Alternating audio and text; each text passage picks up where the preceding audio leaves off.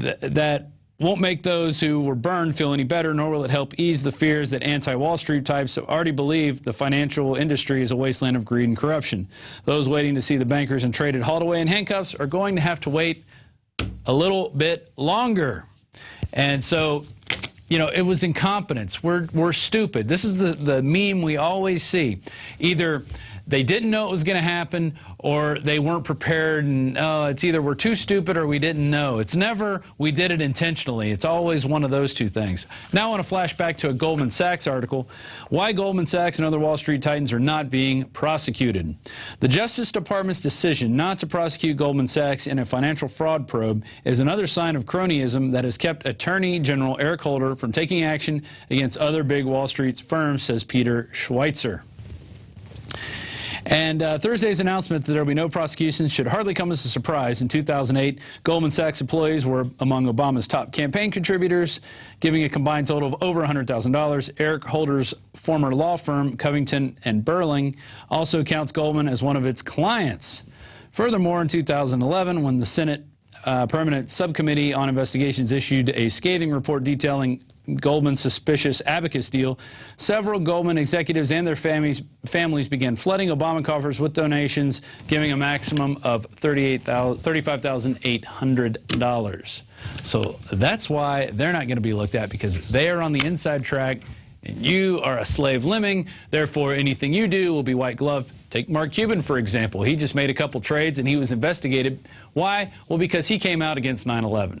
Against the official story of 9/11, not against 9/11 truth. He was actually going to put out a movie that was very critical of the government and actually saying that they planned it, took part in it, or knew it that it was going to happen, and didn't do anything about it, which we all know it's one of those three scenarios. And so that's what happens when you're not on the inside. You get to skate away, you get to steal billions of dollars, and nothing happens to you. But you steal a TV or a pair of Nike shoes, they're going to throw the book at you and make you a slave inside the prison industrial complex. Moving on, we had a special visitor yesterday. If you were watching INFOWARS Live and the Alex Jones Show, Christopher Walken dropped in with, who was the other guy with him? It was Richard Belzer, that's who it was. Richard Belzer has written a really cool book outlining a bunch of false flag shootings, which we can see happening again, and Christopher Walken happened to pop in. So we're going to go to a quick clip of Christopher Walken on the Alex Jones Show. This was your great-grandfather's war watch, and he wore it every day he was in that war. Now, ping pong, or, as the Chinese say, ping pong. From here on, nothing goes down unless I'm involved. No blackjack, no dope deals, no nothing. Cops lie, newspapers lie, parents lie. The one thing you can count on, word on the street. He said, yeah, no, I'm here at Christopher Walken's house, and he was talking about how he didn't have a bunch of computers and phones spying on him, and suddenly Christopher Walken is on our Skype video feed. Let's bring him up right now. Oh, my. I had to drag him out of bed. That's how much he likes me. Richard and I are cooking. Yes. And we're writing a book. Right. And we're doing a movie called The Nose in the River.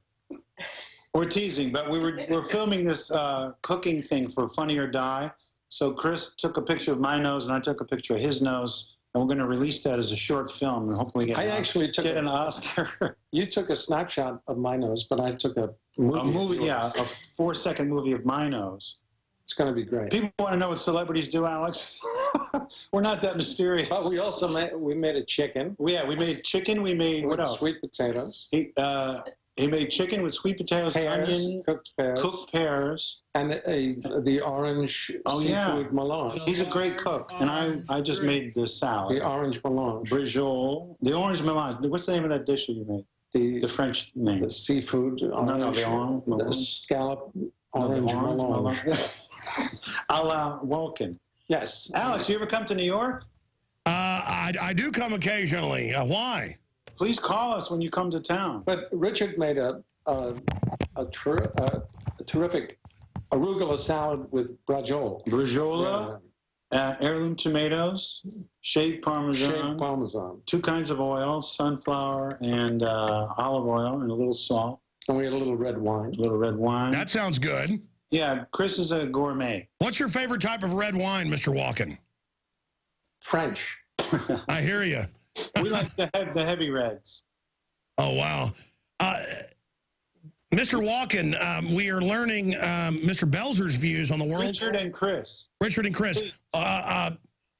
Chris, what is your view on what's happening in the world right now with the TSA and the groping and the surveillance grid?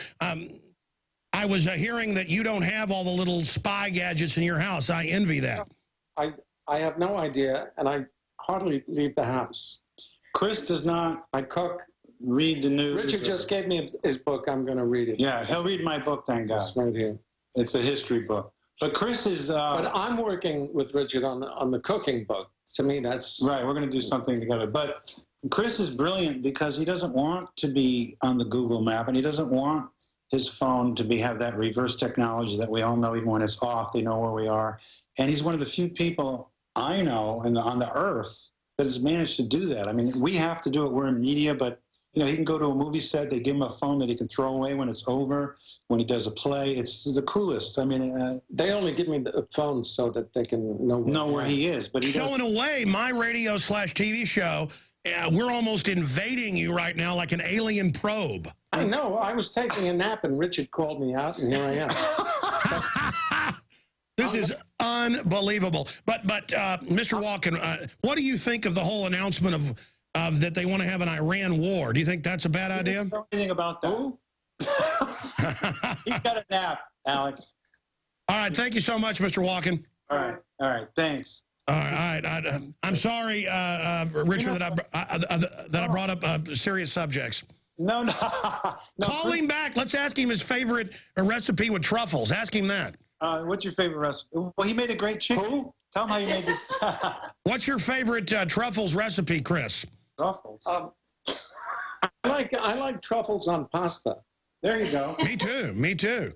With some shallots, and you like shallots on the pasta, sir? Absolutely. Olive oil, garlic. And then a nice French red? Yes, of course. What's your favorite French red? He's gone. Oh, he's gone. Okay. Yeah. I can tell he wanted to talk about food. He didn't want to talk about the New World Order. He had this image of himself. Donald was a con man, always trying to shave the edge. Go ahead, Nicky. Go ahead. Just do it. Do it.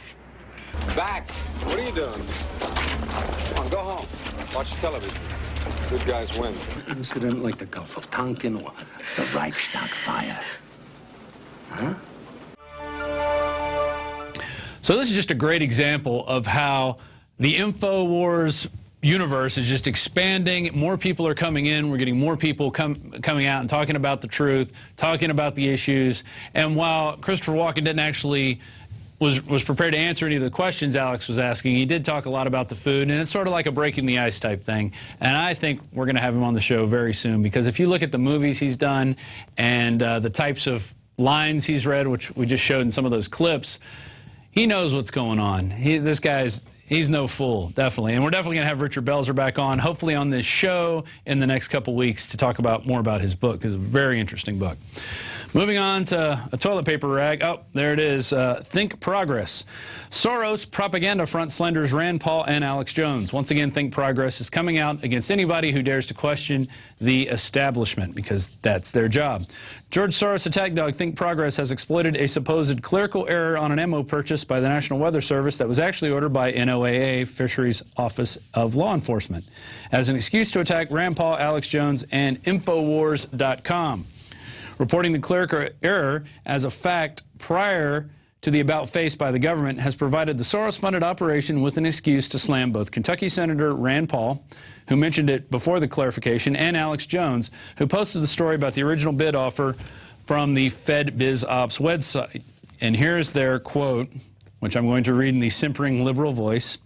That a United States senator would even lend even a smidgen of credence to this conspiracy nonsense is disgraceful. Think Progress writes, perhaps we shouldn't be surprised. InfoWars' biggest mainstream media booster is Matt Drudge, one of the most influential news sources on the American right. Naturally, InfoWars' story on the NWS ammunition order was Drudge's top link yesterday because they hate anybody reporting anything like, why are all these different agencies getting hundreds of thousands of dollars in bullets? We're already over the 1.5 billion mark.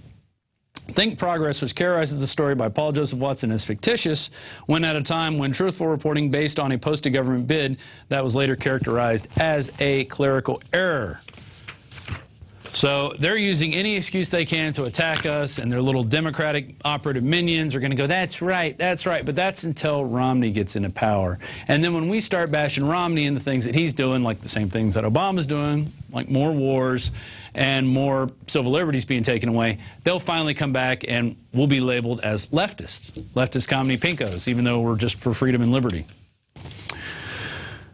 And we're going to get into some more investment news here. Report, Soros unloads all investments in major financial stocks investments and invests over $130 million in gold. And there you can see he's got some of the bling there. He's got his little Nazi, what is it, the Nazi logo on there, the swastika. And why do we show that? Well, because Soros was on 60 Minutes back in, I want to say 2003, 2004, talking about how he actually helped go around and take land from other Jews. And he was a young guy, and he felt it was his duty to stay alive so then he could rip more people off and create more problems later on in the future. So, in a harbinger of what may be coming our way in the fall of 2012, billionaire financier George Soros has sold all of his equity positions in major financial stocks, according to a 13-F report filed with the SEC for the quarter ending June 30th, 2012. Soros, who manages funds through various accounts in the U.S. and Cayman Islands, has reportedly unloaded over 1 million shares of stock in financial companies and banks that include Citigroup, J.P. Morgan, Goldman Sachs, at total value of sales amounting to nearly $50 million.